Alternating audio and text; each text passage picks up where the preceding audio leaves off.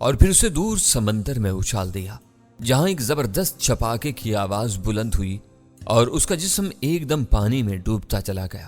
مجھے یقین تھا کہ چند لمحوں بعد وہ پانی کی سطح پر آ جائے گا۔ اس کے ساتھ ہی میں اچھل کر کشتی میں سوار ہو گیا اور کشتی تیزی سے ازبیلا کے ساحل سے دور ہونے لگی، مگر اس کے ساتھ ہی بیسیوں تیر سنسناتے ہوئے آئے اور کشتی کے پہلو میں پست ہو گئے۔ کئی تیر میرے جسم سے ٹکرائے اور گر پڑے۔ میں نے ساحل کی طرف دیکھا، تیر اندازوں کا دستہ دوبارہ کمانے کھینچ رہا تھا۔ ہماری کشتی ہر طرف سے سینے تک لوہے میں غرق تھی، لہٰذا انہیں کوئی خطرہ نہیں تھا۔ تیروں کی ایک اور باڑھ آئی اور ازبیلا والوں کے بہت سے تیروں کا نقصان ہو گیا۔ ذرا سی دیر بعد ہم ان کے تیروں کی عزت سے باہر تھے۔ کشتی جیسے ہی بیڑے کے دوسرے جہازوں کے پاس پہنچی، میں نے فوراً بوکام کو بلایا اور اس سے کہا، میں نے جو باتیں تم کو سمجھائی ہیں انہی کے مطابق عمل کرنا اور میری ہدایات کے خلاف کوئی قدم مت اٹھانا، ورنہ نقصان اٹھاؤ گے۔ زیادہ باتوں کا وقت نہیں، میں ساری حکمت عملی بتا چکا ہوں، وہ لوگ بس اب حملہ کرنے ہی والے ہیں، تم تیار ہو جاؤ۔ میں نے پہلے ہی بوکام کو سمجھا دیا تھا کہ اس کے آدمیوں کو ساحل پر پہنچ کر اترنے کی کوشش کرنی چاہیے۔ آگ کے گولے پھینکنے والا دستہ اپنے کام میں مصروف رہے اور یہ کام صرف ایک جہاز کی مدد سے انجام دیا جائے۔ باقی جہاز اور کشتیاں تیزی سے ساحل کی طرف بڑھنے کی کوشش کریں اور سپاہی فوراً ہی ازبیلا کی حکومت پر حلہ بولتے۔ میں نے جہاز سے لوہے کا وہ شہتیر اٹھایا جو میں نے خاص طور پر تیار کروایا تھا۔ یہ لوہے کا ایک بہت بھاری ستون تھا جس کا ایک سرا کسی سوئی کی طرح نوکیلا تھا۔ اس شہتیر کو اٹھا کر جہاز میں رکھنے کے لیے 10 آدمیوں کو لگنا پڑا تھا۔ میں نے بوکام کی نظروں کے سامنے ہی بھاری بھرکم فولادی شہتیر کو ہاتھوں میں اٹھا لیا اور سمندر میں چھلانگ لگا دی۔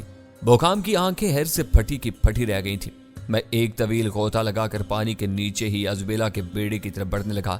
مجھے معلوم تھا کہ ازبیلا کے جہاز حرکت میں آ گئے ہیں اور وہ بوکام کے جہازوں کی طرف تیز رفتاری کے ساتھ جارحانہ پیش قدمی کر رہے ہیں۔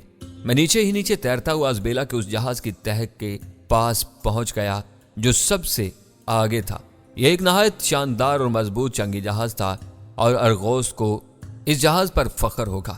میں جہاز کے پیندے کے نیچے اتر رہا تھا اور پھر میں نے اپنے ہاتھ میں پکڑا ہوا لوہے کا شہتیر نوکیلے حصے کی طرف سے پوری طاقت سے جہاز کے پیندے میں مارا۔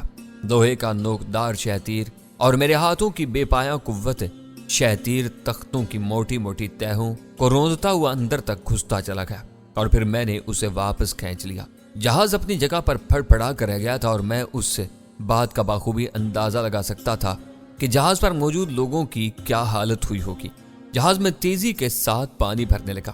میں جہاز کے پیندے کے نیچے سے نکل کر تیرتا ہوا آگے چلا گیا اور میں نے اپنا سر پانی سے تھوڑا سا نکال کر باہر دیکھا۔ جہاز پر ہڑبونگ کا سما تھا۔ افسر اور سپاہی سب چیخ چیخ کر بول رہے تھے اور کوئی کسی کی بات نہیں سمجھ رہا تھا۔ اسی وقت مخالف سمت سے آگ کا ایک گولا ہوا میں اڑتا ہوا آیا اور ٹھیک جہاز کے مستول سے ٹکرایا۔ میں گولا پھینکنے والوں کے صحیح نشانے کی داد دیے بغیر نہیں رہ سکا۔ مستول نے فوراً آگ پکڑ لی اور جہاز کے بادباں بھی دھڑا دھڑ چلنے لگے۔ میں نے اپنا سر دوبارہ پانی کے اندر کر لیا اور اب میرا نشانہ اس سے پچھلے والا جہاز تھا۔ میں نے اس کے مضبوط پیندے میں بھی لوہے کا شہتیر مار کر سوراخ کر دیا اور اس میں بھی تیزی سے پانی بھرنے لگا۔ میں نے یکے بعد دیگر ازبیلا کے 4 بڑے بڑے جہازوں کے ساتھ یہی سلوک کیا اور انہیں ناکارہ بنا دیا۔ جب میں نے پانی میں سے اپنا سر نکال کر دیکھا تو سب سے پہلے والا جہاز بڑی تیزی کے ساتھ اب جل رہا تھا۔ پچھلے والے جہاز بھی پانی میں دھنس رہے تھے۔ کئی جہازوں میں آگ لگ گئی تھی اور وہ دھڑا دھڑ جل رہے تھے۔ سپاہی ان میں سے کود کود کر اپنی جانیں بچانے کی کوشش کر رہے تھے، لیکن بوکام کے بیڑے کی طرف سے آنے والے سنسناتے ہوئے تیر ان کے جسموں کو چھید ڈال رہے تھے۔ بوکام کے جہاز اور کشتیاں تیزی کے ساتھ ساحل کی طرف بڑھ رہے تھے، جہاں کھڑے ہوئے ازبیلا کے ہتھیار بند سپاہی اور انسان اپنے جہازوں کا غیر متوقع حشر دیکھ کر سخت پریشان تھے اور ان کی سمجھ میں یہ بات نہیں آ رہی تھی کہ جہاز آخر اس طرح لرز لرز کر کیوں ڈوبے جا رہے ہیں اور ان کی پیش قدمی کس وجہ سے رک گئی ہے۔ ظاہر ہے کہ ساحل پر موجود لوگوں کو اس صورتحال کا علم نہیں تھا۔ میں نے محسوس کیا کہ اس اچانک افتاد سے ازبیلا کے سپاہیوں کے حوصلے پست ہو رہے ہیں۔ میری طاقت کا ایک ادنا سا کرشمہ انہیں اب سے کچھ دیر پہلے مرعوب کر ہی چکا تھا، جبکہ میں نے ان کے نامی گرامی پہلوان کو چوہے کی طرح دم سے پکڑ کر گھما دیا تھا اور پھر اسے سمندر میں پھینک دیا تھا۔ اب جو کچھ وہ دیکھ رہے تھے اس نے انہیں اور زیادہ بوکھلا دیا تھا۔ بوکام کے جہازوں اور کشتیوں کی جانب بھی آگ کے گولے پھینکے جا رہے تھے، لیکن ازبیلا کے برق اندازوں کے نشانے اتنے زیادہ صحیح نہیں ثابت ہو رہے تھے۔ وہ اس معاملے میں بحری قزاقوں سے بہت پیچھے نظر آ رہے تھے۔ तहम आग के जो गोले बोकाम की किश्तियों और जहाजों तक पहुंच भी जाते थे, इन्हें फौरी तौर पर बुझाकर गैर मुअस्सर बना दिया जाता था।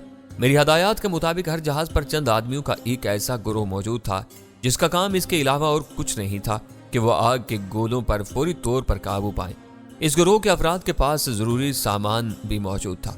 यकायक मैंने देखा कि अज़बेला के बेड़े की एक जंगी किश्ती, जिसमें से मुतवातर आग के गोले फेंके जा रहे थे, बड़ी तेज रफ्तारी के साथ उस जहाज के करीब पहुंच रही है जिसमें बोकाम और लाइशा मौजूद थे, और इस किश्ती में से मुसलसल और नहायत तेजी के साथ आग के गोले फेंके जा रहे थे जो सब के सब जहाज के अंदर जा कर गिर रहे हैं। इस किश्ती में अच्छे निशानची मौजूद थे और किसी भी लम्हा बोकाम और लाइशा के जहाज को राख का ढेर बना सकते थे।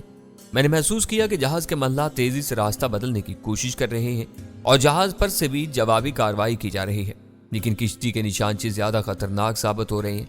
अचानक किश्ती में से फेंका जाने वाला एक गोला जहाज के बादबान के बिल्कुल करीब गिरा और बादबान में आग लगते लगते रह गई। तेज रफ्तार किश्ती बड़ी तेजी से जहाज के करीब पहुंच रही थी। मैंने अपना सर पानी के अंदर किया और तेजी के साथ तैरता हुआ किश्ती के ऐन नीचे पहुंच गया।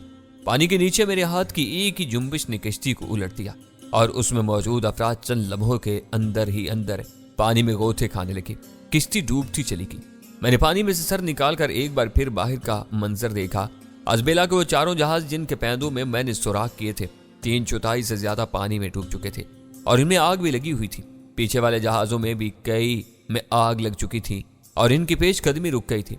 बोकाम के बेड़े का भी एक जहाज चल रहा था और कई किश्तियां तबाह हो गई थी, लेकिन बोकाम के बाकी जहाज और किश्तियां अब साहिल के बहुत नजदीक पहुंच गई थीं और वो साहिल की तरफ से तीरों की जबरदस्त बारिश के बावजूद पेशकदमी कर रही थी। बिलाखिर बोकाम के आदमी साहिल पर उतरना शुरू हो गए। आधी जंग फतेह की जा चुकी थी। अज़बेला की फौजों के हौसले पस्त हो गए। इनका बहरी बेड़ा मुकम्मल तौर पर तबाह हो चुका था और ज्यादातर बहरी सिपाही मारे जा चुके थे। अब साहिल पर मौजूद फौज हमलावरों से वाज़ेह तौर पर खौफजदा नजर आ रही थी। अगरचे उसने हथियार नहीं डाले थे, ताहम इसमें बदनज़मी और खौफ के आसार नजर आ रहे थे। मैं नीचे नीचे तैरता हुआ साहिल तक आ गया और फिर अचानक मैंने अपना सर पानी से बाहर निकाला। अब साहिल पर जबरदस्त दस्त बदस्त जंग शुरू हो गई थी। कज़ाक अगरचे तादाद में कम थे, लेकिन बड़ी बेचिगरी से और बड़ी बेखौफी के साथ लड़ रहे थे, जबकि अज़बेला के सिपाही अपनी आला जंगी महारत के बावजूद बेयकीनी और वसवसे से शिकार नजर आ रहे थे। मैं थोड़ी देर तक ये मंजर देखता रहा। मुझे हमला आवरों में बोकाम भी नजर आया, जिसकी तलवार खून से तरबतर हो रही थी और जिसके हर वार में एक सर कट कर नीचे गिर जाता था।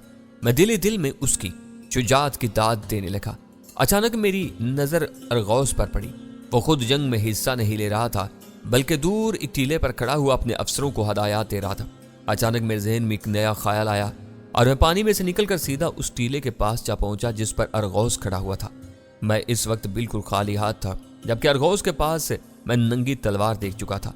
और मुझे इस हालत में देखकर हैरान रह गया और तलवार सौंध कर मेरी तरफ लपका। ठहरो बेवकूफ इंसान, मैंने उसे जोर से डांटा और वो मेरी बेखौफी से मुतासर होकर वहीं ठिठक आया। मेरी कुव्वत के करिश्मे वो इससे पहले भी देख चुका था। अपने सिपाहियों को क्यों हलाक करवा रहे हो? मैंने उससे कहा, अगर तुम अपनी फौज के सबसे बहादुर आदमी हो तो आओ मुझसे मुकाबला कर दो, वरना अपने जिस आदमी को चाहो मेरे मुकाबले में भेज दो। इस मुकाबले का नतीजा ही तुम्हारी किस्मत का फैसला कर देगा। अगर तुम इससे इत्तिफाक करो तो मैं तेरे टुकड़े टुकड़े कर डालूंगा। बदरूह, अरगौस मेरी बात के जवाब में गुस्से से धाड़ा और सो पूरी कुव्वत के साथ अपनी तलवार मेरे सर पर दे मारी। एक जोरदार आवाज पैदा हुई और अरगौस की तलवार टुकड़े टुकड़े होकर जमीन पर गिर गई। इस असना में वहां कई और अफसर भी आ गए थे और उन्होंने अपनी आंखों से यह हैरान कुन मंजर देखा। अरगौस तस्वीरें हैरत बन कर रह गया था। उसका मुंह खुला हुआ था और आंखें फटी हुई। मैंने आगे बढ़कर उसका हाथ पकड़ लिया। अरगौस ने जोर से लात चलाई और झटका देकर अपना हाथ छुड़ाना चाहा। इसके साथ ही कई तलवारें बैक वक्त मेरे जिस्म पर पड़ी और टूट कर गिर पड़ी। अफसरों में से कई एक भाग खड़े हुए।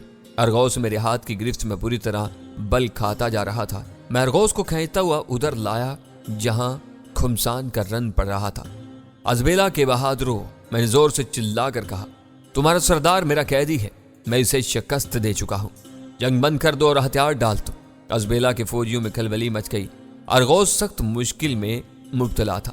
वो मेरी बात की तरदीद भी नहीं कर सकता था क्योंकि वो मेरी गिरफ्त में था और हजार कोशिश के बावजूद खुद को आजाद नहीं करवा सका था। उसने खामोशी से अपनी गर्दन झुका दी। ये गोया अपने सिपाहियों के सामने उसका एतराफ शिकस्त था। जंग रोकती जाए। मैंने कड़क कर हुक्म दिया और वो दोनों तरफ के लोगों ने इस हुक्म की तामील की। अरगोस की फौज के ज्यादातर सिपाही गिरफ्तार कर लिए गए, जिनमें लागास और हरमिस भी शामिल थे। अरगोस अब खामोश हो चुका था। उसके तमाम सिपाहियों ने हथियार फेंक दिए थे। मैंने अरगोस का हाथ छोड़ दिया और कबल इसके कि मुझे उसके इरादे का इल्म हो सके, उसे लपक कर जमीन पर पड़ी हुई एक तलवार उठाई और अपने पेट में उतार ली। वो बहादुर था और बहादुरों की तरह मरा। उसने मफ्तू और शिकस्त खोरदा होकर जिंदगी गुजारने से इनकार कर दिया था। अरगोस की अचानक और दर्दनाक मौत ने हम सब लोगों को बहुत मुतासिर किया। बहरहाल प्रोफेसर, जंग तो जंग है और जंग में सब कुछ होता है। अजबेला के तमाम सिपाहियों को हुक्म दिया गया कि वो अपनी सफ़ें बनाकर खड़े हो जाएं और नई मलका का खैर मकदम करें।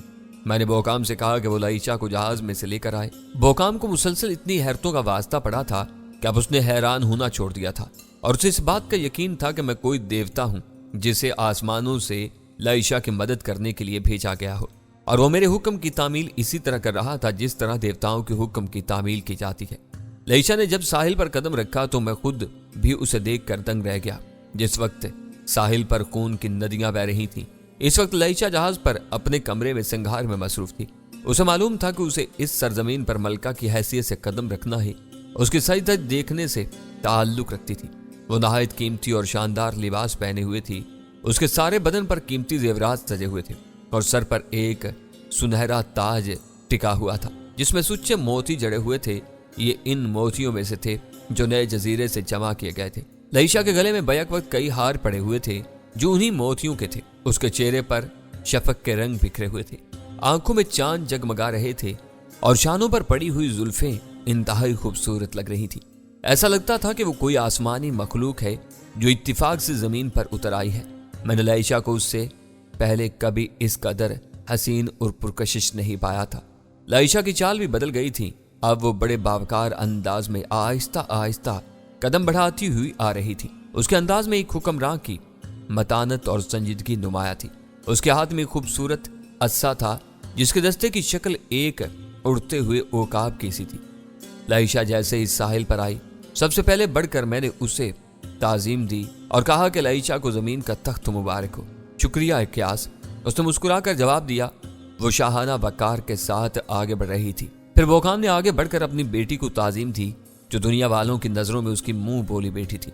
अजबेला के सिपाहियों की सफों के सामने से लाइशा इस तरह गुजरी कि उसके दाएं जानिब मैं था और बाएं जानिब बोकाम, और हमारे पीछे बोकाम के नायबीन की एक मुख्तसर सी जमयत। मेरे सिवाय इनमें से हर शख्स मुसल्ला था और किसी भी अचानक हमले का मुकाबला करने के लिए तैयार था। अजबेला के सिपाहियों ने अपनी गर्दनें झुका झुका कर लाइशा को ताजीम दी। अजबेला का अजीम उशान महल नई मलका का मुंतजिर था। अरगोस की शिकस्त और उसकी मौत की खबर हम लोगों ने वहां कदम रखने से पहले ही पहुंचा दी थी और पूरे महल में हालात बदल गए थे। तुम तो जानते ही हो प्रोफेसर, दुनिया हमेशा जीतने वालों के आगे ही सर झुकाती है और फातेह के हुक्म की तामील करती है। हम लोग फातिहीन की हैसियत से महल में दाखिल हुए। महल के दरवाजे पर जिन मुक्तदिर शख्सियतों ने हमारा खैर मकदम किया, इनमें ताशरा भी शामिल थी, एक बेहद नहीफ और नजाद बुढ़िया जिसकी भवों तक के बाल सफेद थे। मुझे शाकानिया और अरगौस की मौत का अफसोस है। बहरहाल इनका मुकद्दर यही था। इनकी जिंदगी के दिन पूरे हो गए और अब मैं तेरा तहे दिल से खैर मकदम करती हूँ लाइशा, बुढ़िया ने कपकपाती हुई आवाज में कहा। शुक्रिया ताशरा, लाइशा ने जवाब दिया। तुम हमेशा मुझे अपना दोस्त पाओगी। उसी शाम को लाइशा ने पहला दरबार मुनक्कद किया। इससे पहले पूरे शहर में मनादी कराई गई कि लाइशा इन तमाम अफसरों और अमीरों के लिए आम मुआफी का ऐलान करती है जो उसके साथ वफादारी का हल्फ उठाने को तैयार हैं। इन्हें चाहिए कि शाम को दरबार में हाजिरी दें। साथ ही गिरफ्तार शुदा अफसरों और अमीरों तक भी ये पैगाम पहुंचा दिया गया और इन सबों ने लाइशा से वफादारी का ऐलान किया। इन्हें रिहा कर दिया गया और शाम को दरबार में हाजिर होने की हदायत की गई। रिहा होने वालों में दागास और हरमिस भी शामिल थे। दरबार बड़ी शान और शौकत के साथ मुनक्कद किया गया। मैं सारा दिन लोगों की तवज्जो का मरकज बना रहा और उनकी गुफ्तगू का मौजू भी रहा, और अजबेला के ज्यादातर लोगों का ख्याल था कि मुझे लाइशा का वजीर आजम या सिपा सालार मुकर्रर किया जाएगा। मेरी हैरत अंगेज कुव्वतों के करिश्मे दूर दूर तक फैल गए थे और लोग मुझे इस तरह देख रहे थे जैसे मैं कोई अजूबा हूँ, और वाकई में अजूबा था भी। अजबेला की हसीनाएं मेरी एक झलक देखने को बेताब थीं। तुम तो जानते हो प्रोफेसर, यूनान की औरतों ने हमेशा बहादुरों से प्यार किया है। सारे अफसरान और उमारात दरबार में जमा हुए। और उन्होंने लईशा से वफादारी का ऐलान किया। इसके जवाब में लईशा ने उन्हें जो कुछ दिया उसे देखकर उनकी आंखें हैरत से फटी की फटी रह गईं। हर अमीर को एक एक छोटी सी खूबसूरत डिबिया दी गई जिसमें 10 दाने सुच्चे मोतियों के मौजूद थे। ये वही मोती थे जो नए जजीरे से हासिल किए गए थे। इनमें से एक एक मोती बहुत ज्यादा बेशकीमत था और अजबेला के उमरा में से किसी ने भी कभी इतने बड़े बड़े मोती नहीं देखे थे। लागास और हरमिस भी दरबार में हाजिर हुए और उन्होंने लईशा से वफादारी का ऐलान किया। इन्हें भी इनाम में मोती दिए गए, लेकिन प्रोफेसर मैं साफ तौर पर महसूस कर रहा था कि लागास के दिल में मेरी तरफ से जहर भरा हुआ है और वो अपनी जिल्लत को अभी तक नहीं भूला था। और अगरचे उसने लईशा की अतात कबूल कर ली थी, लेकिन उसकी निगाहों में मिली सख्त कीना तोजी पाई जाती थी। वो कड़ी नजरों से मुझे घूर रहा था और दूसरे लोगों के साथ उसे भी उस वक्त बड़ा ताज्जुब हुआ जब मुझे लईशा के दरबार में उसकी फौज में कोई ओहदा नहीं दिया गया। वजारत उज़्मा का कलमदान बोकाम के सपुर्द किया गया। दरबार बर्खास्त हुआ और रात ढलने लगी। आज अजबेला के महल में जबरदस्त रौनक थी। लईशा पहले भी इसी महल में रहती थी और उसके चप्पे चप्पे से वाकिफ थी, लेकिन आज उसकी हैसियत दूसरी थी। पहले वो महकूम थी, आज वो हाकिम थी। खाना खाने के बाद लईशा मुझे महल की सैर कराने के लिए लेकी। उसने मुहाफिजों को साथ आने से मना कर दिया और तनहा मुझे महल दिखाने लगी। मैंने लईशा को बताया कि मुझे महल वहल देखने से कोई दिलचस्पी नहीं है और मेरे लिए इस महल में कोई नई बात नहीं है। लेकिन लईशा मेरा हाथ पकड़े मुझे मुख्तलिफ इमारतों से गुजारती हुई महल के एक दूर दराज कोशे में ले आई। यह है महल का वो हिस्सा जहां मेरी रहाइश थी। उसने एक ख्वाबगाह का दरवाजा खोलते हुए कहा। मेरी नजरों के सामने एक हसीन और सजी सजाई ख्वाबगाह थी जिसे देखकर ऐसा मालूम होता था कि गोया उसकी सजावट अभी चंद लम्हे कबल पाया तकमील को पहुंची है। यकीनन लईशा ने हुक्म देकर उसको खास तौर पर आरास्ता करवाया होगा। मैं लईशा के साथ ही ख्वाबगाह में दाखिल हो गया और लईशा ने ख्वाबगाह का दरवाजा अंदर से बंद कर लिया। मैं हैरत से उसकी शक्ल देखने लगा। मुझे तुमसे कुछ जरूरी बातें करना है इक्यास, लईशा ने एक शाने दिल रुबाई से कहा। मुझे तन्हाई दरकार थी, इसलिए मैं तुम्हें यहाँ ले आई। सुनो इक्यास, उसने कहना शुरू किया, मैं अब अजबेला की मलका हूँ और ये सब कुछ तुम्हारी वजह से है। अगर तुम मेरी मदद न करते तो मैं कभी अजबेला की हुकूमत का ख्वाब भी नहीं देख सकती थी। तुम कौन हो और कहाँ से आए हो, इसके बारे में तफसीलात पेश करने से मेरा इल्म कासिर है। अलबत्ता तुम्हारी बाद खुसूसियात से मैं अच्छी तरह वाकिफ हूँ। तुम नसीम में सहरी के एक लतीफ पुरकैफ झोंके की तरह मेरी जिंदगी में दाखिल हुए हो और इसी तरह चुपके से दबे पाँव निकल जाओगे। बहुत पहले से ये बात मुझे अच्छी तरह मालूम है। मैं अजबेला की मलका उस वक्त तक रह सकती हूँ जब तक मैं शादी न करूँ। शादी करने के बाद मुझे यह हुकूमत अपने शौहर के हवाले करने पड़ेगी और उसके लिए मैं तैयार नहीं हूँ। चुनाचे मेरा फैसला है कि मैं जिंदगी भर शादी नहीं करूंगी। और फिर क्या मैं शादी कर भी कैसे सकती हूँ? जिस औरत ने तुम्हें करीब से देखा हो वो किसी दूसरे के बारे में सोच भी नहीं सकती। उसके इन अल्फाज ने मुझे चौंका दिया। मेरे वहमो गुमान में भी नहीं था कि लईशा के दिल में मेरे लिए इस किस्म के जज्बात होंगे। मैं उसे उसके तमाम तर इल्म और हिकमत के बावजूद एक छोटी सी लड़की ही समझता था। मुझे नहीं मालूम था कि उसके दिल में जज्बात का समंदर मौजें मार रहा होगा। मैं खामोशी के साथ लईशा की ख्वाबगाह का दरवाजा खोलकर बाहर आ गया। महल में दूर दूर तक सन्नाटा फैला हुआ था और कोई मुतनफ़्फ़िस नजर नहीं आ रहा था। ताहम जगह जगह कंदीलें रोशन थीं जिनकी मध्यम रोशनी में दर दीवार के लंबे लंबे साए नजर आ रहे थे। मैं लईशा की ख्वाबगाह से निकलकर एक लंबी राहदारी को तय करता हुआ आगे बढ़ गया और मैं जिस जगह से गुजर रहा था वहां निस्बतन अंधेरा था। अचानक मैंने महसूस किया कि कोई मेरे पीछे आ रहा है। मैंने पलट कर देखा, एक स्याह साया मेरे ताक़ुब में चला आ रहा था। आने वाले ने सर से पांव तक एक स्याह रंग का लिबादा ओढ़ रखा था और वो अंधेरे का एक जुज मालूम होता था। उसका चेहरा बिल्कुल नजर नहीं आ रहा था। मैं रुक गया और आने वाले का इंतजार करने लगा। साया मेरे करीब आकर ठहर गया। तुम कौन हो और क्या चाहते हो? मैंने सवाल किया। चाहता हूं नहीं, चाहती हूं। साये में से एक बूढ़ी आवाज बुलंद हुई और दो हाथों ने नकाब उलट दिया। मैं नीम तारीकी में ताशरा को पहचान लिया। मैं तुमसे तन्हाई में चंद बातें करना चाहती हूँ क्यास, या जो भी तुम्हारा नाम है, उसने मुझसे कहा। और इन बातों के लिए इससे बेहतर वक्त और कोई नहीं हो सकता, क्योंकि दिन की मसरूफियत तुम्हें तनहा नहीं छोड़ेगी। तुम इस वक्त जहां से आ रहे हो इसके बारे में मुझे मालूम है। उसके बूढ़े झुर्रियों भरे चेहरे पर एक मानी खेज मुस्कुराहट उभरी। फिलहाल मेरा नाम इक्यास ही है। मैंने उसकी बात को नजरअंदाज करते हुए कहा, तुम मेरे बारे में कुछ जानना चाहती हो? कसम है अपने पैदा करने वाले की, मेरा सारा इल्म तुम्हारे बारे में कुछ भी बताने से कासिर है। उसने अपनी खोखली आवाज में कहा। मैं इंसान को देखकर जरा सी देर ही में उसके बारे में सब कुछ मालूम कर लेती हूँ। हर आदमी के सितारे मुझे उसके बारे में सब कुछ बता देते हैं, मगर दुनिया की अजीब तरीन इंसान हो तुम। तुम्हारे बारे में सितारे भी खामोश हैं। कोई इशारा नहीं, कोई जरा सा भी इशारा नहीं मिलता। तुम क्या हो? मैं तुम्हें क्या समझूं? वैसे आज दिन भर तुम्हारी गैर मामूली बहादुरी के चर्चे रहे हैं। तुम यकीनन देवता का कोई अवतार हो। अगर ऐसा है तो मुझे बताओ ताकि मैं तुम्हारी मुनासिब ताजीम कर सकूं और तुमसे कुछ कह सकूं। तो मेरी बात का यकीन नहीं करोगी ताजराह, मैंने मुस्कुराते हुए कहा। मैं ना तो कोई देवता हूं और ना किसी देवता का अवतार हूं।